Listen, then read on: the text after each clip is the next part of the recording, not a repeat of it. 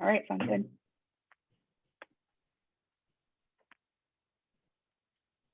Okay, so welcome everybody. This is On the Record with Amanda Anastasia Paniagua. We're changing things up this Sunday. Greg has given me permission to host his show this week, and so I'm going to be the one asking the questions. It's going to be more of like a conversation than it is me like giving my thoughts on everything. So I've got a few questions. So the topic this week is relationships. In particular, I'm going to say romantic relationships because I think that's what we all think of when we hear that word. Correct me if I'm wrong, Greg.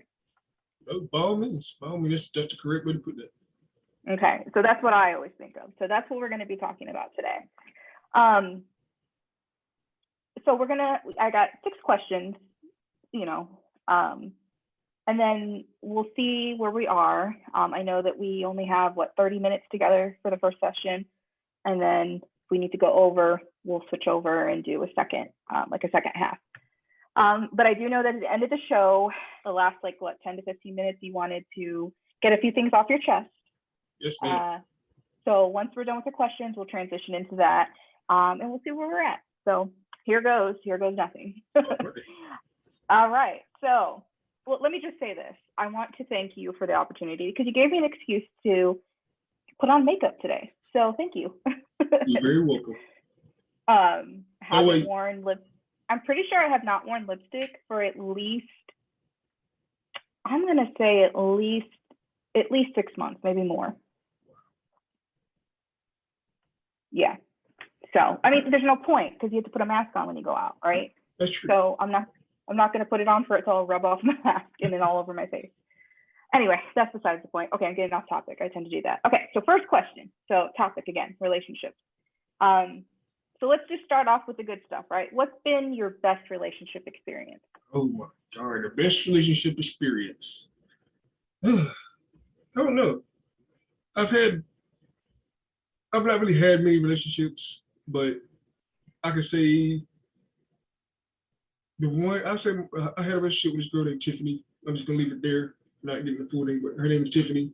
And hands down, that was probably the first relationship that I've ever had that was actually comfortable because everything felt equal on both sides, like equal love, equal attention. We always had a good time together, never any bad things with either of us. And it taught me to love someone other than myself. And it broke down a lot of barriers for me because I was so defensive, you could say, and I had walls built up, and meeting her kind of just broke them all down. So it kind of made me vulnerable to a lot of things. So in that relationship, I learned how to love myself, love others. I learned what compassion was. I learned how to be sympathetic, which is something very hard for me to do because I'm pretty much just straightforward, just tell you how it is, and then if it's wrong, I'll come back down the line and apologize. Kind of see where they're going. But at the same time, the best relationship I've had, I've learned a lot from. I would say the previous relationship, it had its give and take moments where I've learned a lot of stuff on that, but that one with Tiffany was the best relationship I've ever had, period. So I would say that maybe moving forward, we use pseudonyms because as happy as Tiffany might be to hear that, right? Maybe that she doesn't really want her name thrown out there, right, without her permission. So as a woman, right, I'm just kind of giving you some tips here. If any other names come to mind, like make up a name, just say, I'm going to call her Sally 1 or something, just so that we protect those people's privacy. Make sense? Yes, ma'am. I wasn't planning to use names if I give examples of my own. So, it sounds, I'm just going to say it. My best relationship is with my current husband, right? But I would say beyond that, I would probably say the best after that, right? In the fact that I learned a lot about myself. There is an ex that I have in mind who kind of taught me what I would and would not tolerate in a relationship. I'll leave it at that. It's not that he was a bad person or anything like that. It's just that his behavior in certain situations made me realize that he wasn't a good fit for me as a partner. And then another relationship I'm thinking about was a really great relationship. You know, we were so civil with one another that even after we broke up and we're sharing a lease together, like we still lived together, even though we weren't we lived in the same apartment, but we weren't like a couple anymore. And we're able to share that space in a civilized way and still remain friends, truly, even to this day. I don't spend a lot of time with him, obviously, because I have my own life now, but yeah, so I'll just leave it at that. So we're talking about good experiences, right? You talked about the ability to bring that wall down to vulnerability. So I want you to kind of dig in a little bit more. Tell me more about what that looked like. What did it feel like, and what did it look like for you to become vulnerable? Well, for me to become vulnerable, I had to, in a sense, change. You know, most people say, you know, in a relationship, don't change who you are. But if I didn't change who I was, those walls wouldn't have broke down, and I would still be very defensive because I would not really open up to people, but let people in because of some experiences I had, and Mhm. kind of just built those walls up. Not relationship issues, nothing like that there, but more so like my dad becoming paralyzed. It's kind of you know sheltered myself in a place and wouldn't really open up to anybody. If that Mhm. made sense. But with this one here, it's like, you know, she kind of been through some of the same situations that kind of made a connection on that there, and it just kind of slowly started knocking down walls and expanding the surface of Mhm. what it felt like to actually, to be honest with you, have a very strong relationship with somebody. Because, you know, most relationships don't really have a bond as deep as some is like that. Like most of the time, it's like, you know, you might have interest in books or movies and stuff, but if you got a deeper bond with somebody on a level like that, it kind of makes things much better when you can both break down those walls together and, you know, come together as one. Mhm. So that's what Yeah, it sounds like you both kind of experienced a form of trauma. Is that a fair word? Like traumatic experiences? I'll say so. Yeah, and I think that definitely brings people together in a way that you just can't connect with other people who haven't also been through similar situations. I think about my husband and I were both each other's second marriage because we had horrible experiences with our first marriages, even though we, you know, we were in each case, we were the ones that were putting in all the work for the marriage, right? We got together with somebody who we loved back. And that's a horrible place to be, let me just say. Which is a great segue into what is the worst relationship experience you've ever had? Ooh. You told me not to use names, so I'm gonna do that. I'm gonna name her Blue. Her name is Blue. Okay. Why I'm gonna go with Blue? But Blue was the toxic relationship I've ever been in, and that says a lot because you got to deal with somebody that's spoiled, that wants their way. You got to deal with somebody that has like, I'm not sure if she has split personalities or they were just bipolar. I don't know. Mm. And you got issues on that level yourself to deal with, so it's kind of like always two heads button, and you just get to a point where that person is always doing something that they don't need to be doing that kind of ended everything. So whenever you say this, say if you speculate something or other, but you don't have the proof, and the proof is not what actually happens, and you go to said person and you confront them about it, and they tell you the truth, but you don't believe them, and then they make it, you just get to the point where you get frustrated to the point where you just had enough of it. And Blue was it was good to a degree. A very slim degree was good, but overall. Well, yeah, there has to be a reason why you got together in the first place. Like, let's be honest. Like, True. if we're all honest with ourselves, there's a reason why we got together with the people we did in our past. But obviously, it didn't work out because it wasn't a good fit. Yeah, so we kind of keep in touch, not very much. They're doing their thing, and on a relationship wise, they can have that stuff. I'm doing this here, podcast, and all the other stuff I'm doing. So I don't really focus on that kind of stuff. But it taught me a lot about who I was as a person and how much I could take, like you previously just said. Like, I know my limits now, and it also opened my eyes to what I know that I know what I want in a relationship and in a person. That's the major thing that it taught me to just, it's always gonna be good and bad in a relationship. Like, no relationship is perfect. And God knows that wasn't.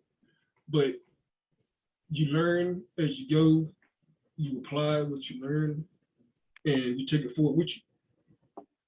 You don't take your baggage to the next relationship. You take what you learn to the next relationship to make that relationship better, to make you better as a boyfriend, or if you're a girl, make yourself better as a girlfriend. Mm-hmm. So, just a better partner, right? Okay, so I'm going to go out of order because you brought it up. So, with that kind of same frame of mind, what's an important lesson that you've learned from your past relationships? We both kind of said, like, we knew what we could and could not tolerate moving forward.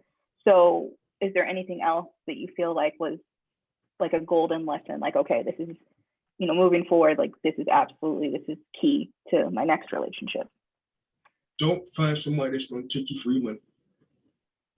That's one of the main things that you find in some relationships, not all relationships, but some people you date or talk to, they don't really see you, they see what you have. And I've learned that now in probably several of my relationships.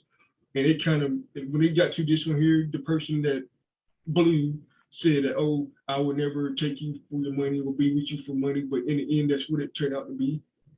Mm-hmm. So that's one of the major things that's what, like, with me, I want to be with somebody that likes me for who I am, what I bring to the table, and not what I have or what it can get out of me. I'm not like that. I'm not like that. I'm not for Mm-hmm. that. So most definitely don't be with somebody for money, because at the end of the day, when the money is gone, that person's going up and running. Yeah, so that's an interesting. I think there's a lot of people who are watching that would probably say, yeah, totally 100%, right? Because I'm thinking like men saying like, oh, gold digger, stay away from them, right? They're only after our money, blah, blah, blah, blah. So, and I totally get that, right? But I don't think it's unique. In our society, we assign it to women, right? That women are gold diggers, or some women can be gold diggers, let me put it that way, which is totally gender biased and totally unfair. And the reason I say that is because anyone's capable of that, regardless of how they identify, right? They're capable of taking advantage of their partner, in particular with the finances. But I say that, but I also want to put a qualifier, because there are going to be times, if you're with somebody and you're really with them and they're really with you, like you're a team, there are going to be times where one carries the other, especially financially. That's true. But the reason I share that is because when I first met my husband, he was in a career transition. He had just come out of teaching full time and was going to go into the healthcare field. And he was putting himself through school and working part-time as a nursing assistant. So, and he was living with his mom, right? He didn't have a car, right? So right away, like, he doesn't have a car, living with his mom, isn't working full time, right? Those are 3 strikes against him already, right? That most women would be like, nope, not doing it, right? He would be what we call a scrub. Like, nope, not doing it, right? But I saw when we talked, I could see that he was serious about his future, right? And I'm like, he's accomplished. Like, he already has a master's degree. He's already taught full time. Like, he's just in this weird transitional state. And when he gets out of that, like, he's going to have a lot of potential and he's going to have a really fruitful career, right? So I could have ran, right? If I was shallow and said, well, he doesn't have anything he can offer me, so I'm going the other direction.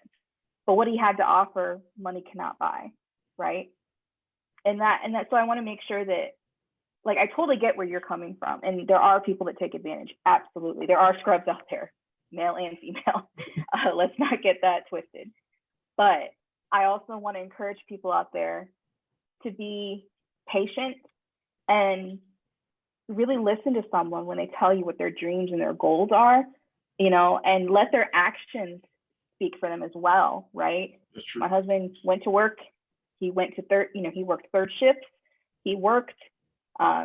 He did things for his mother. Like, he was taking care of business. He was going to class, right? I saw him getting towards his goal, right? Everything he said he was doing, he did, right? He didn't just say it, he did it.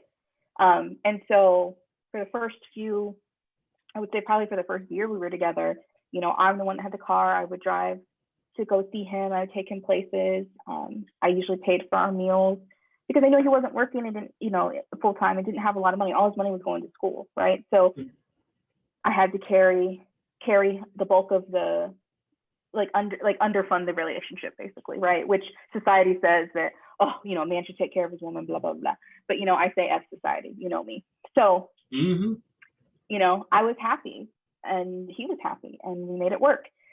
You know, fast forward, he's doing fantastic. He's gonna, you know, make sure that I can get through my PhD, right? I mean, it's fully funded, so he doesn't have to pay anything for it. But, like, you know, little incidentals, like, I know he's got my back. So yeah, so totally yes. For those who are listening and watching, yes, be wary of a taker, be wary of a hustler, of course. And you'll know, and you know the difference. I think people just know, you can just know when someone's being genuine or when they're acting a little funny. And, well, you said you were going to get me this and you didn't, you know, like, you can just tell, right? Like, you said you were going to buy me this, but you didn't, you know, like, no, nobody needs that, you know? Yeah. So, yes, a good lesson, right? So I think there's two lessons there, right? Your lesson is, hey, don't let someone take advantage of you. And my lesson is, like, hey, don't let someone's circumstance define their future potential, right? Especially as a partner. That was like their current. Go ahead. Right. No, go ahead. That was my second one behind that one, because I was going to say that, but if we're going to do two, that would have been definitely my second one, because I certainly agree with you on that one there, because I had some experiences with the same person that we're not going to talk about. So I know where you're coming from on that, definitely. So definitely on that one there. And word of advice to those also, don't let people make decisions for you, because if you're in a relationship, you're in a relationship with that person. You're not in a relationship with that person's parents. You're not in a relationship with that person's family. It's only you and them, unless you have kids. That's different. But just, you don't go telling your business to somebody else, because they can go spread to somebody else to be the wrong thing. No, don't. That's not a good thing when it comes to relationship, because people get words twisted. People get their feelings hurt.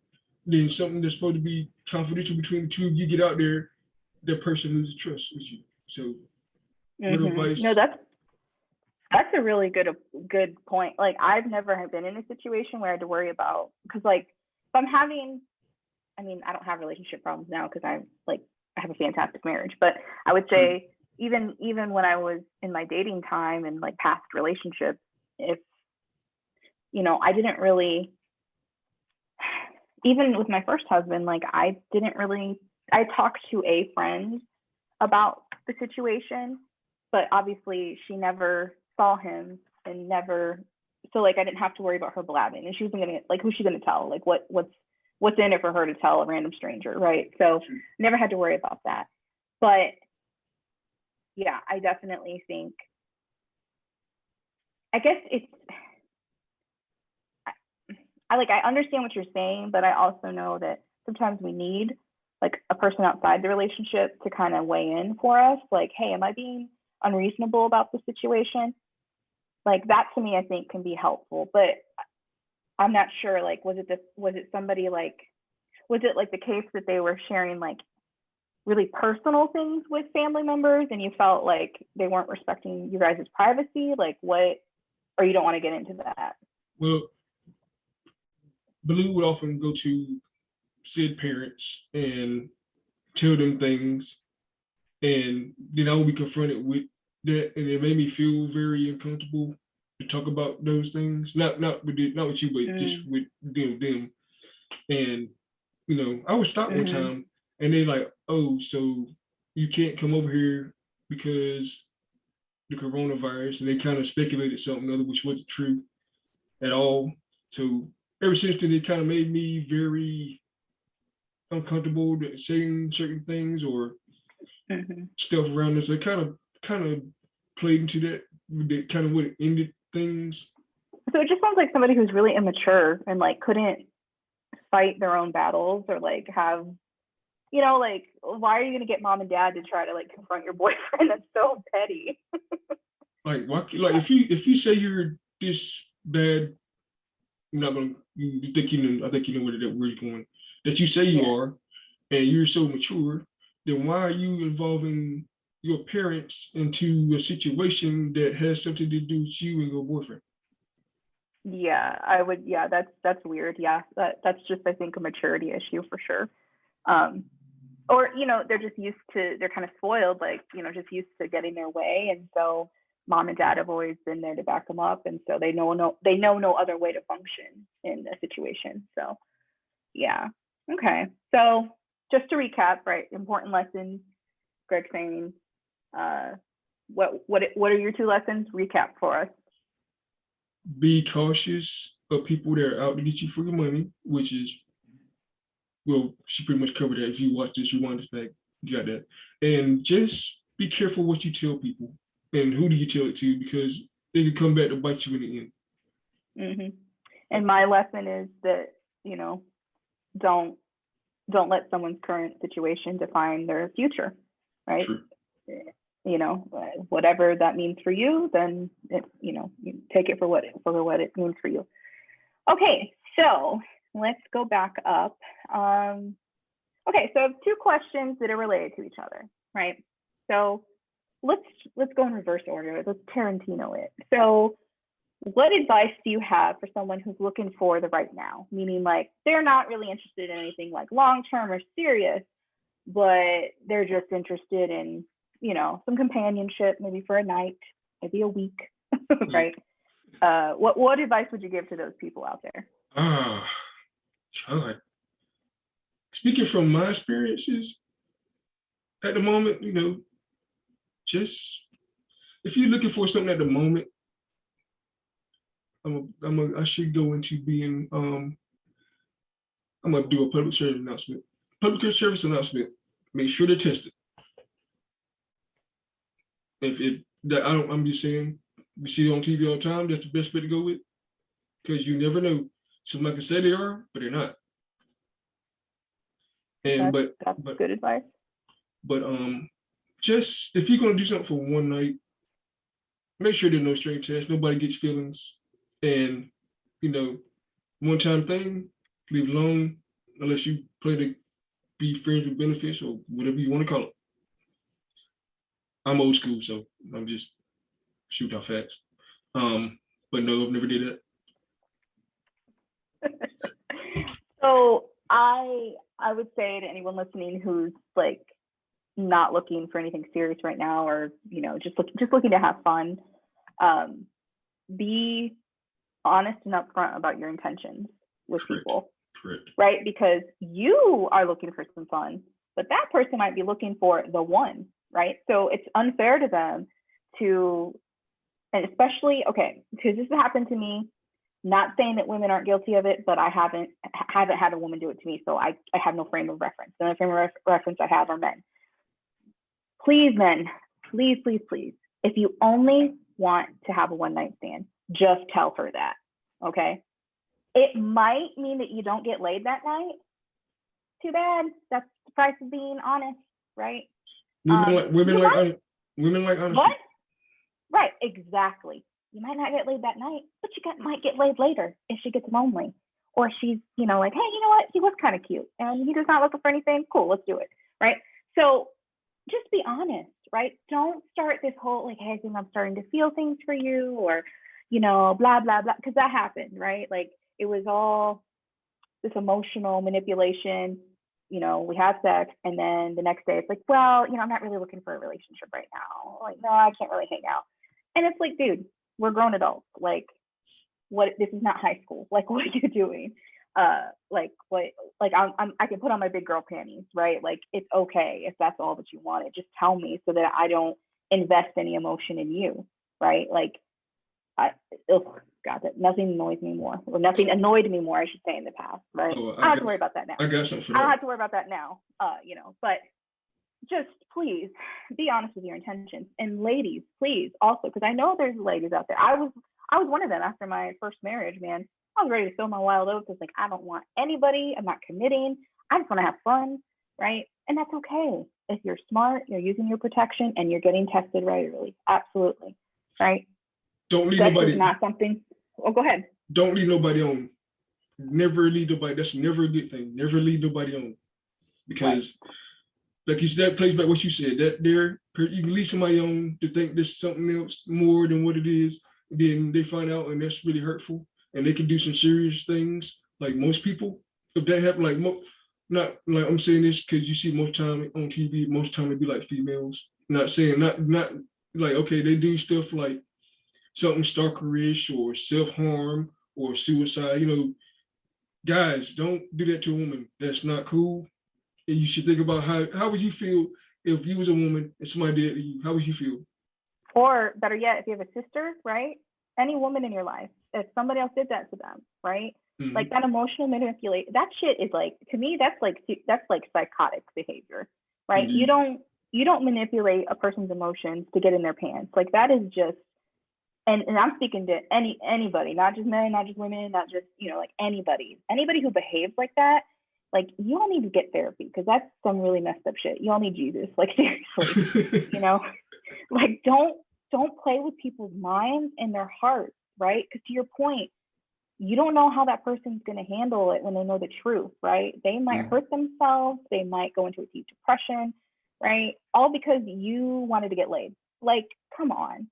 There is so much more to life than that. Like, get over yourself. Like, I can't. I'm serious. Like, if you want to get laid that badly, go find them. There's a corner somewhere you can find somebody there. But when it comes down to somebody serious, there's plenty of sex workers out there, right? If it's purely just, you need your release, there are plenty of people out there that will make that happen for you for the right price. Absolutely. See, we having a conversation that people don't have. I enjoy this. Right. We are pro sex workers here, ladies and gentlemen. So I'm just saying, like, I should say folks too, for non-binary identifying. Do not, I repeat, do not play with nobody's emotions. Right. That's like having your heart ripped out of your chest and stomped on, torn to pieces. Mm-hmm. Then you put what's left of it back in. How would you? Well, and it chips away at your like your sense of self-worth, right? Because you're like, what? You start to question, like, am I good enough? Like, is there something wrong with me? Right? And nobody should have to feel that, So yeah, it's just, to me, it's just immature behavior. It's stunted behavior emotionally. Just be honest, right? We're adults. And I say that like it's so easy. It took me a long time to get to this place. So granted, not everyone's going to be there, and I get that. But I think part of it too is that, the US is very, very, very, very puritanical when it comes to sex, right? It's a taboo. We don't talk about it. And so there's a lot of stigma around it. There's a lot of like, it's like this, there's like almost like, like the secrecy. And I think that's why some people choose to use the manipulation route, because they don't know any other way to like get what they want. Mm-hmm. And it's unfortunate, because that's recipe for disaster. And it's a recipe for unfulfilling experiences, I would assume. I mean, maybe not. I don't know. I don't know. Yeah, I don't know. I'm not judging people who, like I said, like if you want to just have a good time, that's great. Like I'm not judging you.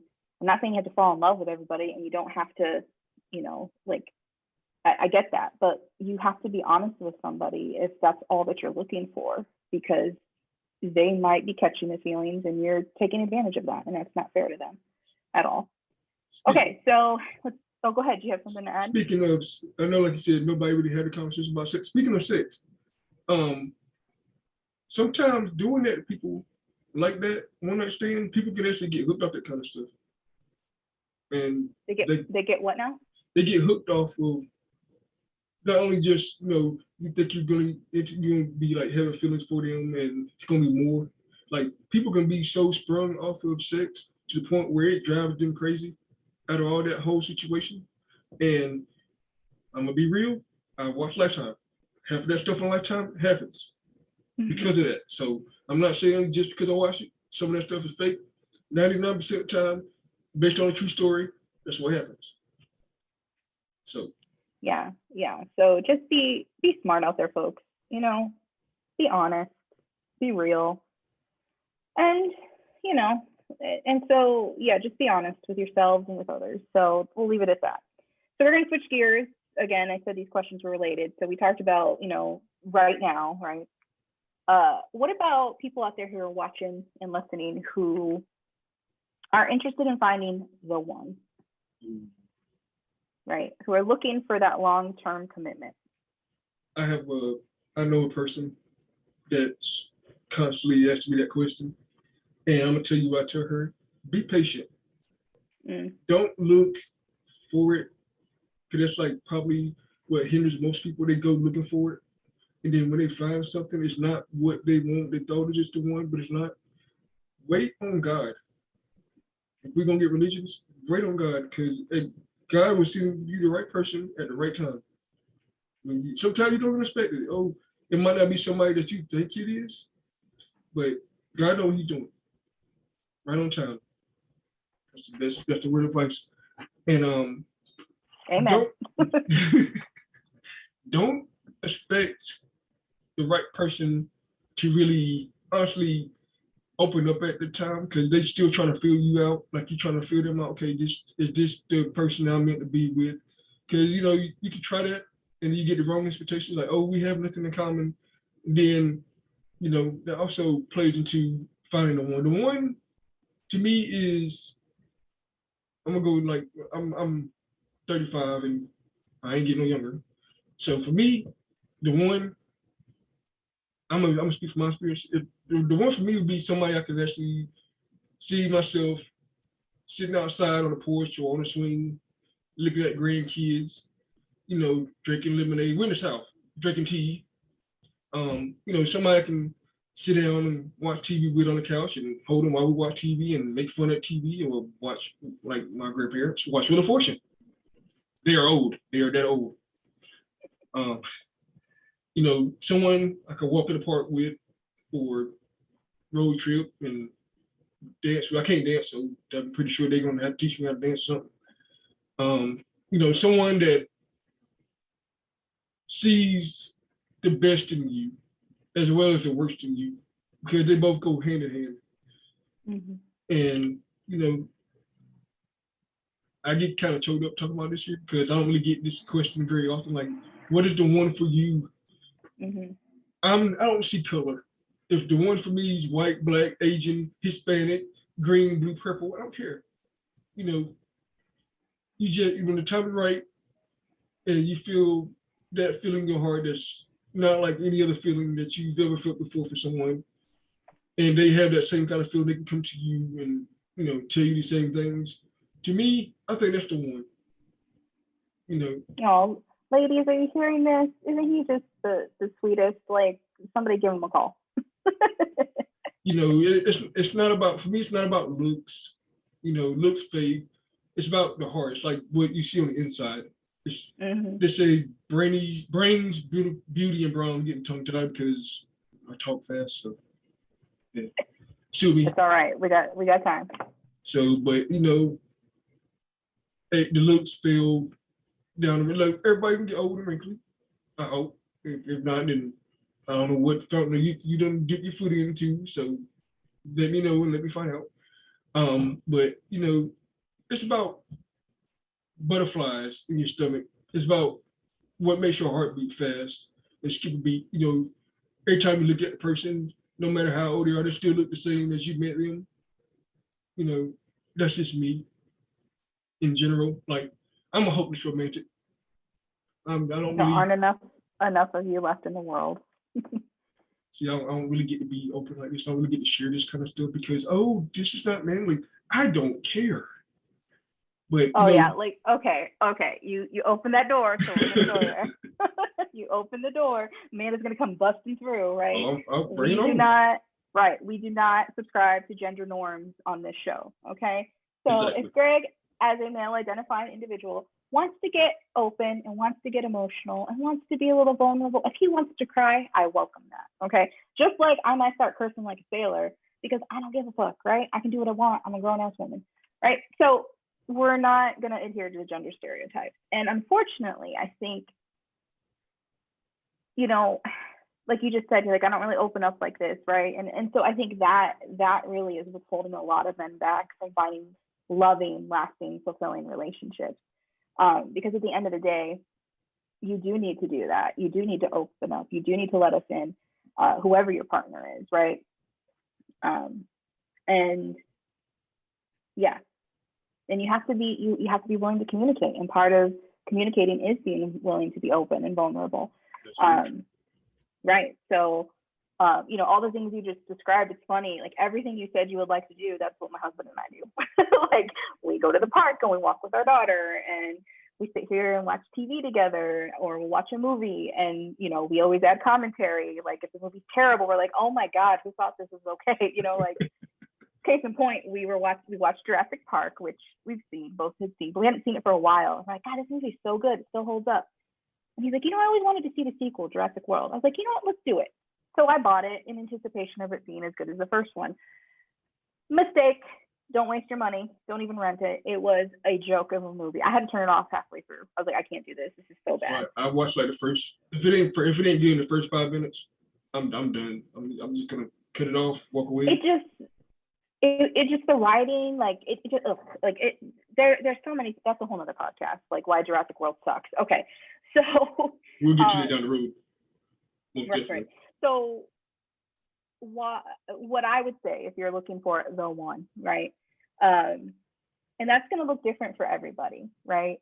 True. I do think you need to sit down and be honest with yourself and make a list of the things that you're looking for in that person. Like, what are the non-negotiables, right? So like, I think about my husband and I, when we went on our first date, we had some of the really like heavy discussions. Well, okay, disclaimer. He and I met on OkCupid. So it is possible, people, to find love online, even in the seemingly cesspool of the internet of OkCupid. I promise you, it is possible. And don't listen to the algorithms on there because they're bullshit. Right? My husband and I only had like a 40% match, I think. I don't know. It was some like low number. But the questions they ask you are so stupid. Like, would you date somebody who lets the water run while they brush their teeth? Like, what? What they gotta do with anything? My husband said, do you squeeze the toothpaste from the bottom? Because those are relationship building questions. What? Like, no.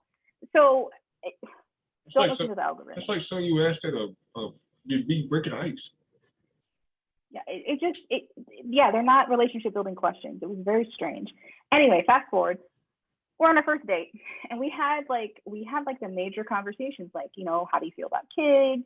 We had the conversation about religion, right? At the time, it was kind of like non-practicing. He's very devout, and I respected his faith. He respected my lack of faith. So there was that. We both valued family. Family was very important to us. We had the same ideas about discipline with children, right? That you want to reason with them and try to explain to them as much as you can. And spanking should be the very last step.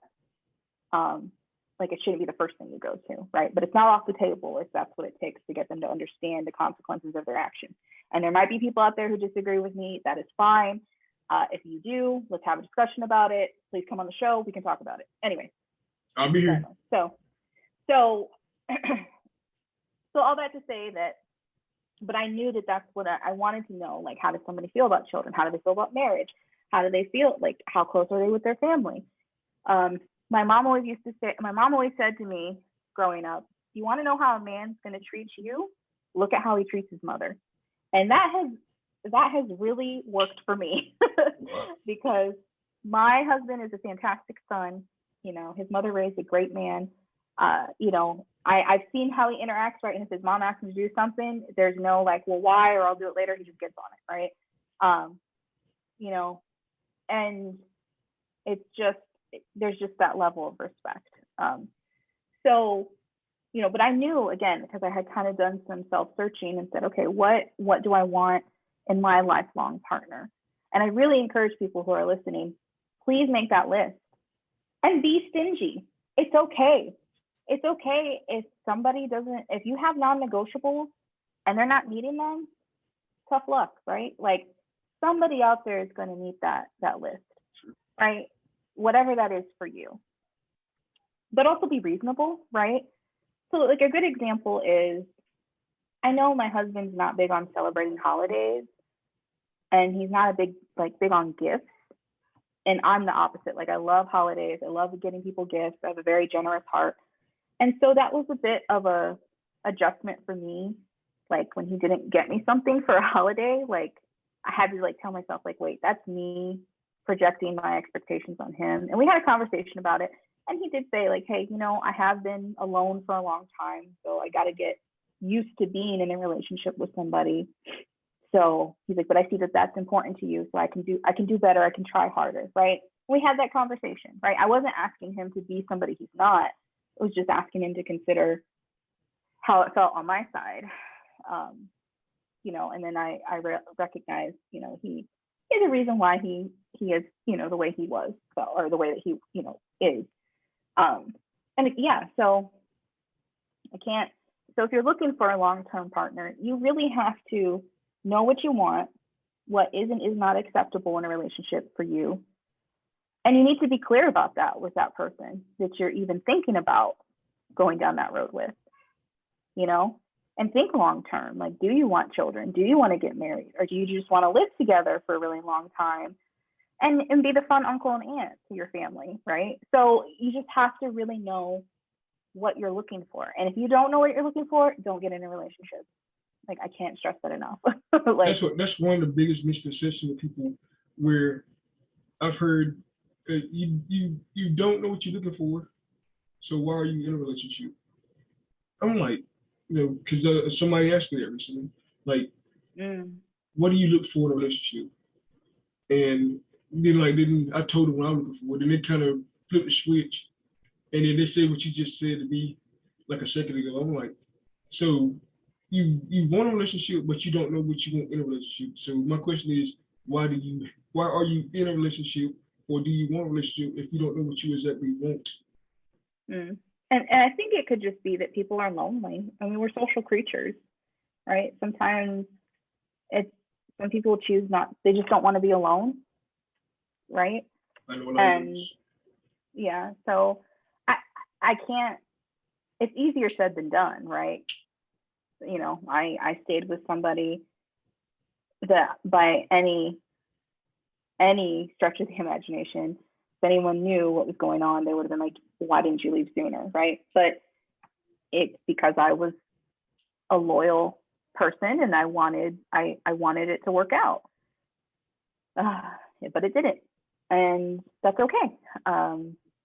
At the time, it was horrible, of course. But now when I look back, I'm like, you know, I'm not the same person I was back then. I'm different now. And I like who I am now. So in a way, you know, I'm grateful, because it forced me to kind of look in the mirror and look at my life and look at romantic relationships in a different way. So we're kind of getting there, like, and I don't know how much time we have left, because I know time limit. It didn't pop up yet, so whatever it does, we just wing it, keep it going to whatever it pops up. Well, we only have one question left, so we can stretch on this, and then maybe the second half can be your venting session. And again, I do want to oppose something. Since she brought it up about what you want, Okay. and with the one, I'm not gonna lie, Mhm. I would like kids down the road. Mhm. So I'm gonna share that. So you kind of brought it up, so it kind of works off since we talk about that kind of stuff. Like I would like to get married. I would like to have kids. I got a lot of nieces and nephews, so I guess that holds up for the moment being. And I count Lulu as like a long lost niece. So so that makes we had this discussion before, kind of like a younger sister. Yeah. That's more appropriate because I'm 34. Like I'm only a year younger than you. I'm like, I keep forgetting that. I'm like yeah. Right there. So, Okay, so yeah. So, yeah, my advice again, if you're looking for the long-term commitment, clearly state that that's what you want. You want a long-term commitment. Clearly state what that long-term commitment looks like in the future, potentially, right? And talk about what you value in life, right? If you both value money and want successful careers and, are going to push each other to get to the higher paying salary grade, great. Like power couple, more power to you, do it. Like I value family. Right. I'm the same way, right? Family's important to me. Like I have to see my parents at least once a month. So like, long term, like I told Jason, I'm like, wherever we end up, I need it to be somewhat close to my family, right? Because I want to be able to see them as often as I can without it breaking the bank. So again, these are conversations you need to have. And contrary to what you said, like way earlier in the podcast, but I think that was a different context. Do be mindful of the family of the person you're involved with, because if it is long-term and you do make that commitment, you're not only marrying them, you're marrying their family in a lot of ways. Very true. Which could be good and can be horrible at the same time. So you really need to know yourself and know what you can and cannot tolerate again, right? Will you be able to tolerate in-laws that are constantly in your business? Because if not, time to go, right? Mm-hmm. Or do you want a very active family who's going to be there by your side, right? And want to offer help or suggestions or whatever, maybe you do welcome that like heavy involvement, right? So it just depends on what you can and cannot tolerate. So yeah, I am a firm believer in making lists, put it down on paper, right? Manifest it. And then think about like those common interests. Because I know people say opposites attract, okay, but you have to have some common interests, right? Or at least a willingness and openness to try new things, right? So like when I met my husband, he's a big salsa dancing fan. I did not know how to dance salsa. We learned cumbias growing up, right? I'm Mexican, salsa is a totally different like culture and like, so that was a learning experience. But I opened myself up to it. I was willing to learn, and I did, and it was a lot of fun. In fact, we want to get back into it now that our daughter's a little bit older. So that was something that I enjoyed, or that he enjoyed, that I opened myself up to, right? I didn't just say, nah, I'm not interested, I'm not going to do that, right? He knows that I'm afraid of heights. So unfortunately, even though he likes jumping out of airplanes, I told him, no, I can't do that. I had one of my friends. They wanted to get on a ride at a fair. I'm like, the highest I go would be like probably 6-7 feet off the ground. But this thing here was like 20 something feet there. But I did it though. After a while, I kind of enjoyed it. So, it was learned. I am afraid of heights. I can do roller coasters because they're so fast, right? I don't have time to like look down, unless like when we're climbing up, I look down, then I get freaked out. And I have to have Dramamine because I get motion sickness. So within reason, right? I can handle certain things, but I'm not jumping out of an airplane, even if I have a parachute. Not doing it. Not by choice. I'll look at him jump out of the airplane, but I would not jump out of the airplane with him. I'll watch you come down, right? And I'll take a picture, but no, I'm not doing it. I'll be here when you come down. Right, exactly. Okay, so we talked about the one, which kind of leads me into my last question. It's related, right? What's the secret to a successful relationship? I'm going to go first because I'm the married one of the two of us. We're going on 5 years as of May 1st of this year, but we've been together for 7. So almost a decade together. Early congratulations and Thank happy you. anniversary. Thank you. Almost a decade together, which I felt like I just met him yesterday. And that's a good sign, right? They say time flies when you're having fun. I can't believe we've been together that long. It feels like, yeah, our daughter's going to be 2, and I'm like, where did the time go, right? So, 2. right. So if I guess the secret, or I just like, it's so cliche, but like honesty and transparency. You need to be honest about everything. True. The good, the bad, the ugly, right? Everything. And I'm telling you right now, if you can't fart in front of your partner, I don't think it's going to work out for you guys. And yes, she did say fart. It's a human thing. Like, we all do it, right? Right. And if that grosses you out or freaks you out, or you're like, no, I can never do that, you need to get over yourself. Okay. Right. Everybody poops. Everybody farts. And also burp, because that's another one too. Yes. Right. If you are uncomfortable with bodily functions, you're probably not prepared for a relationship. Let's just put that out there. Or kids. And anyone who disagrees with me, then why do you have sex? Let me ask you that. Right? If you're grossed out by bodily, if burping and farting grosses you out, how do you have sex? I wish I had a drum intro or a drum roll. Right. Because that's a pretty gross, like, interaction. It can be very gross. It's a lot of fun, but like afterwards, it can be really nasty, right? So like, I just don't understand why people get all weird about those things. I don't know. But again, come on the show and tell us. We'd love to know, right? We want to know how your mind works, because I can't put my headspace in there.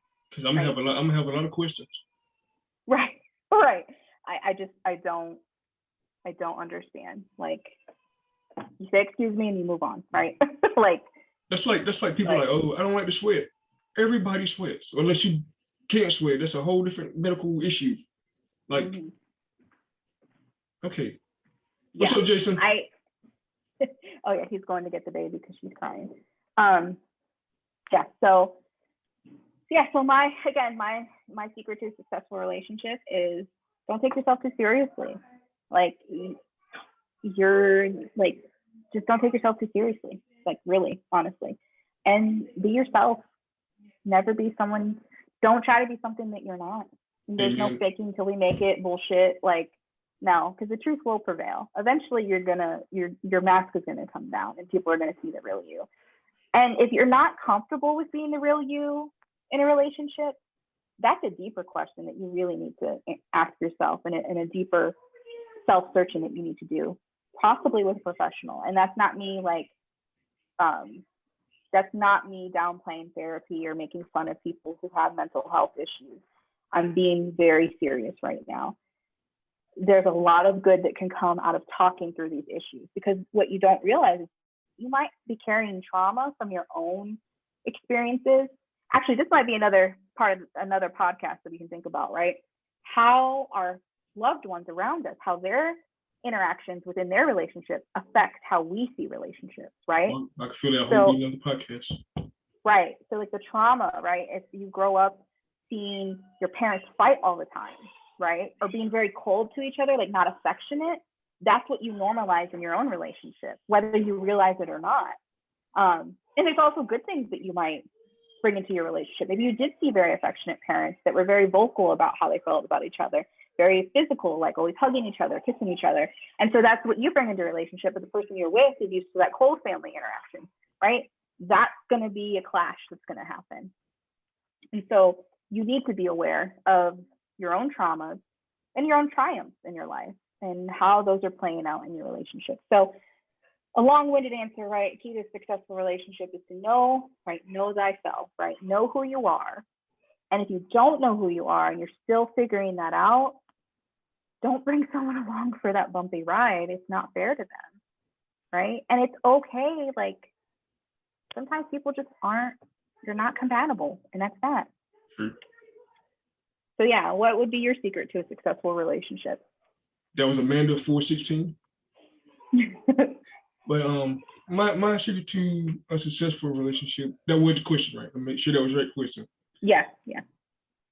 Commitment, Mhm. compassion, respect, love, honor, cherish, are those are just the tip of the iceberg for me to have a successful relationship. But most importantly is commitment and communication. Because without Mhm. commitment, what's the point of having a relationship? How's it? Right. I was gonna say, in line of like in line with that thought, right? Commitment. You have to wake up every day and commit to that relationship you're in. Commit to the work that it involves. Commit to that person. Sorry, I interrupted your thought though. If you can commit to a job or a video game or anything outside of there, put that same effort you do into your relationship. Absolutely. Oh, I Right. love this or I love that. The same love you and respect you have for that relationship. Right. Absolutely. And Right. And I think, oh, go ahead. Oh, no, go. It's your show. True Southern gentleman right here. So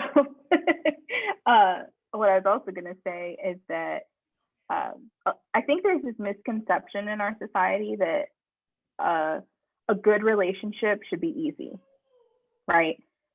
And in some ways, yes, it should be easy in that, you know, you're not fighting every day. Not every little thing is a fight, right? Like there's this sense of like mutual respect.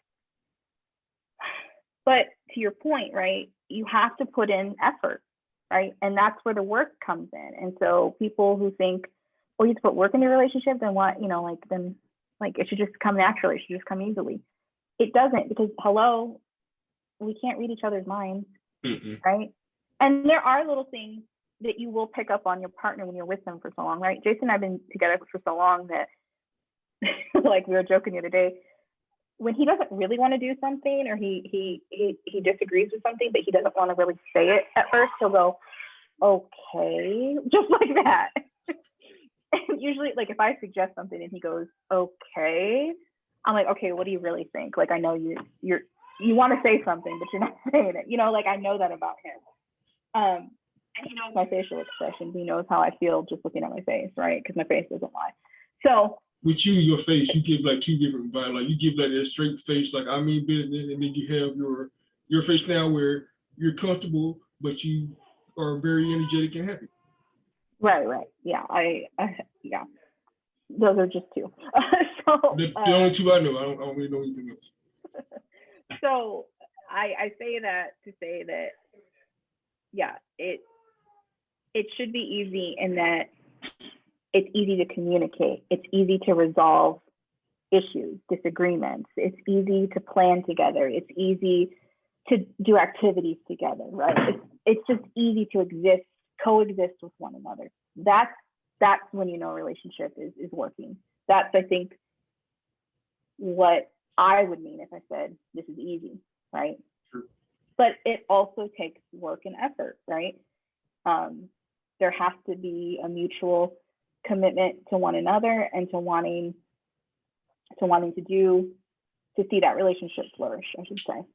So, all right. So those are all the questions. I don't know. What do you want to do? Okay. Only this is weird because I've never been on the opposite side of it before, so I'm like, okay. Well, I know what we were going to do next. You were going to vent. You were going to talk about some frustrations you've had recently with the podcast, and so I wanted to encourage you to share that. Well, for starters, I've had the last 3 guests now to not come on the podcast. They're saying that I would like to come on the podcast, or you give them an option to come on the podcast and talk about something, but they don't show up. And to be quite honest with you, that really hurt because I spent my time in preparing this so you can come on and do what you got to do, talk and have a good time, like me and Amanda and the other 9 guests, because you did the first podcast. The other 9 guests before Amanda, they're done. I could have been doing homework or I could have been doing something else, but I took my time out and also my friend David, who's also co-host when you're not on. We took our time out of what we were doing to come on, to give you a platform to talk about your frustrations, your feelings, or whatever you got to talk about, but you don't take the opportunity and you stand this up. That's not cool. This is not just a podcast. This is a business. I run everything I do like a business, and I take what I do very seriously. And if you know me, like Amanda do, and probably some of the others, they really know how passionate this is for me and how much I really love this. So if you're going to do that, this is for any future guest that comes on this podcast. Even if I'm the host or Amanda's the host, or if I'm not here and David hosts, be respectful and let us know a couple of days ahead of time instead of waiting to the same day, 6 o'clock in the morning where I'm not up, to let me know that you can't come on. That's not professional. That's not right for either of us. That's not courteous. How would you feel if I did it on your job? How would you feel? Like if I came to your job and I did the same thing that you did to me, you wouldn't like it, would you? So you're gonna let any of those people come on and in the Probably. future, or are they cut off? Is it done? I'm giving them. I'm putting them on the year probation. From the day that they talk about they want to come on, that following year they'll get their opportunity.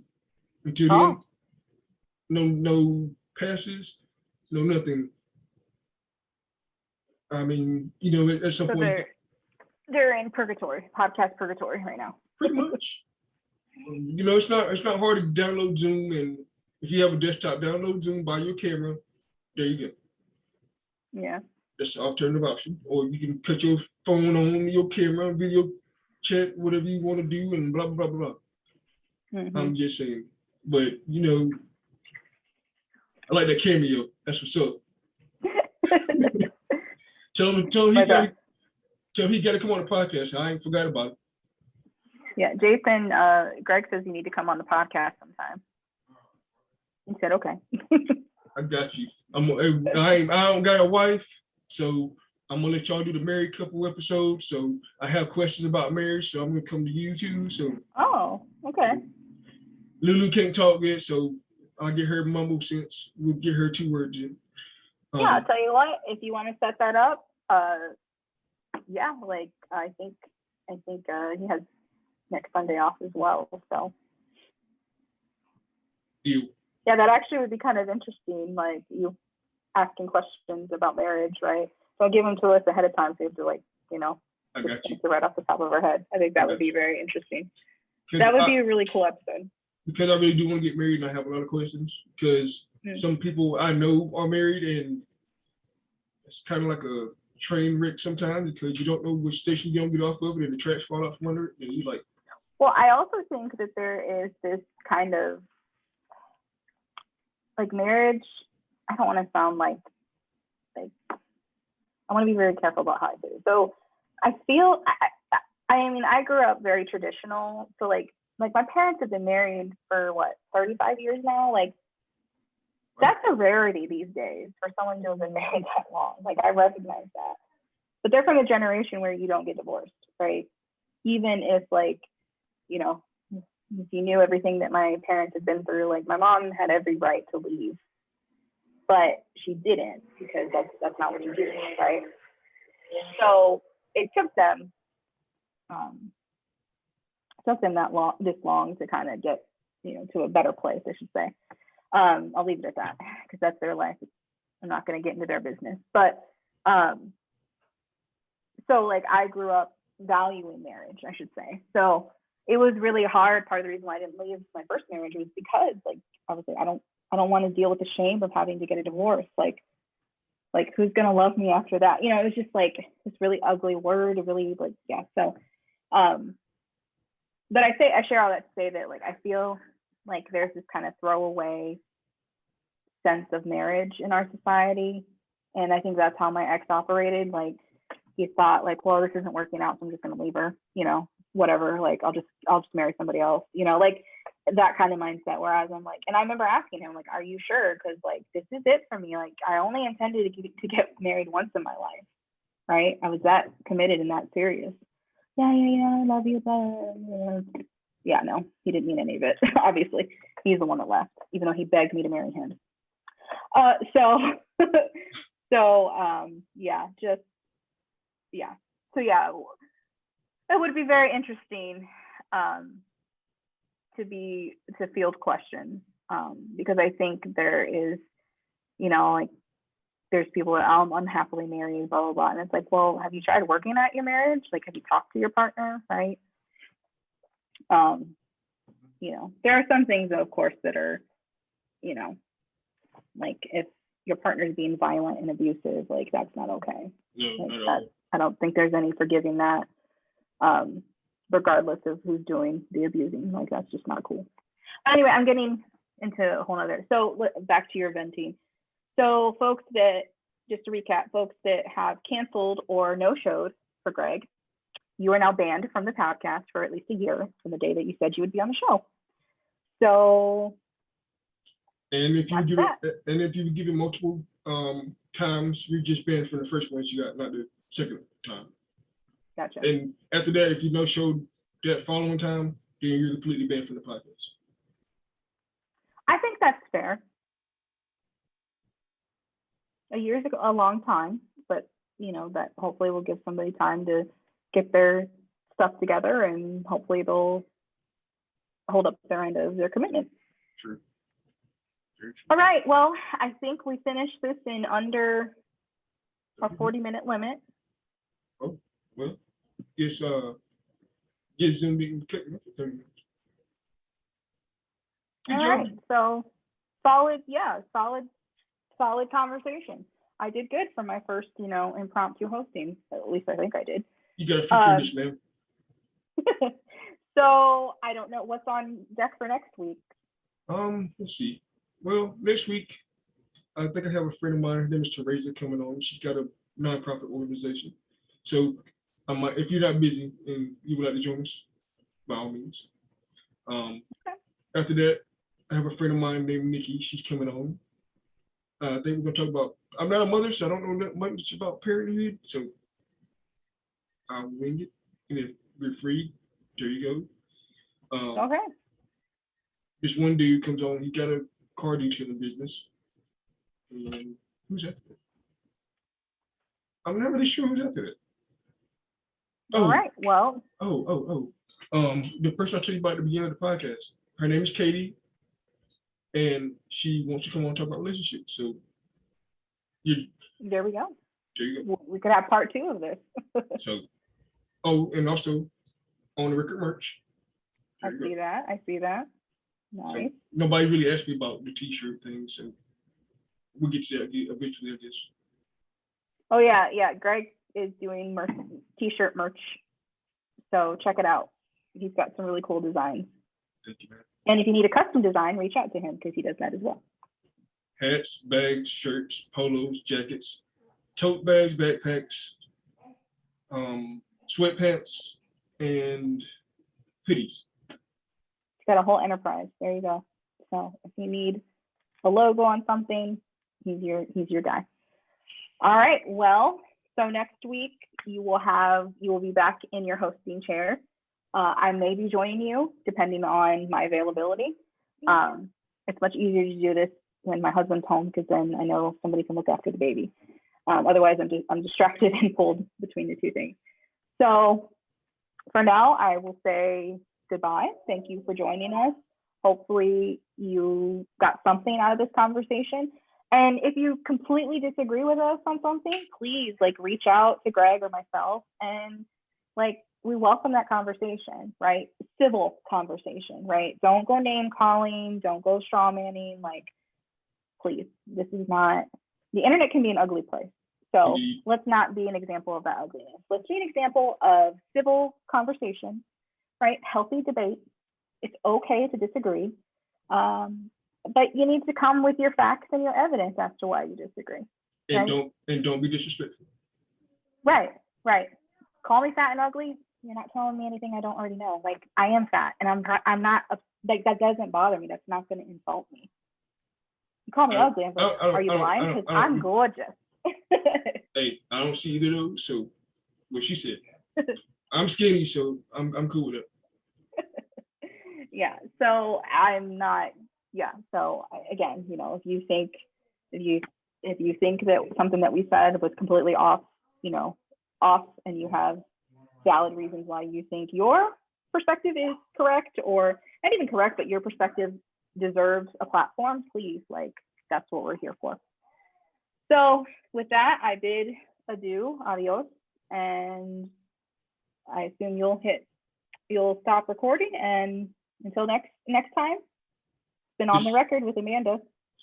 Well, she did a very fabulous job, so thank you very much for taking the time out to do this.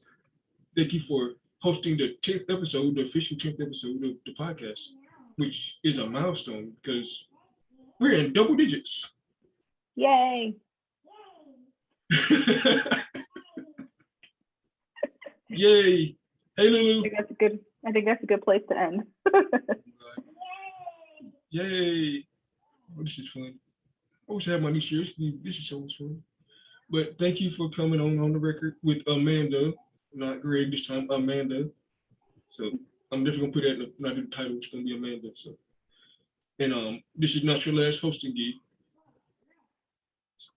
And if you need reference, because you did broadcasting, I guess this counts as broadcasting. There you go. But like she said, she bid farewell for the moment. So this is Greg signing out. I'm about to go find some food because I'm hungry. So until next time, everybody, thank you for watching, and God bless, and have a good evening.